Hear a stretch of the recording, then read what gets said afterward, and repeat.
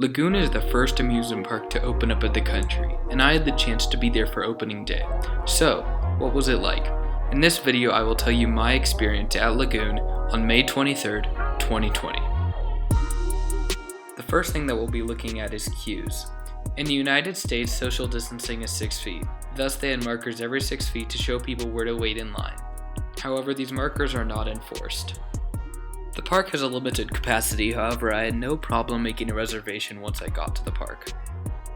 It seemed like they had the right amount of guests. Not too much to where it's crowded, but not enough to where it's dead. A controversial topic is masks. They're required to get into the park, but they're not required once you're in the park. While I was in the park, I noticed most people had taken their mask off. Something that we see at other parks is the park cleaning the train after every cycle. At Lagoon, this was not the case. They would close the ride down for about 15 minutes every hour to wipe the entire ride down. This was much more efficient for capacity, however it might lead to more germs being spread. The staffing at the park seemed very ineffective. It seemed like there were lots of staff where they didn't need to be, and at the bigger rides, there were not enough staff. This led to a problem capacity-wise, however it was not that big of an issue. And finally, the rides. The rides had a very noticeable limited capacity. Wicked was a very noticeable victim of this.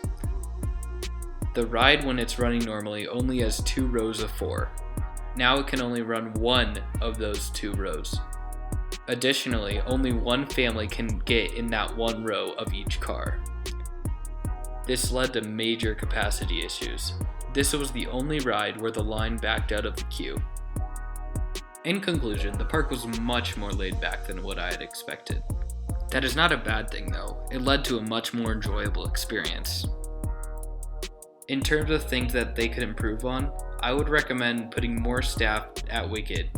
Personally, I think if you're letting both of the rows on a Wild Mouse coaster, you could open up both rows on Wicked.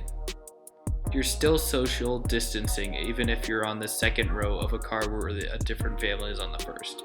If they're letting both rows be used on a Wild Mouse, I don't understand why they can't open up both rows on Wicked, or even 3 rows on Cannibal.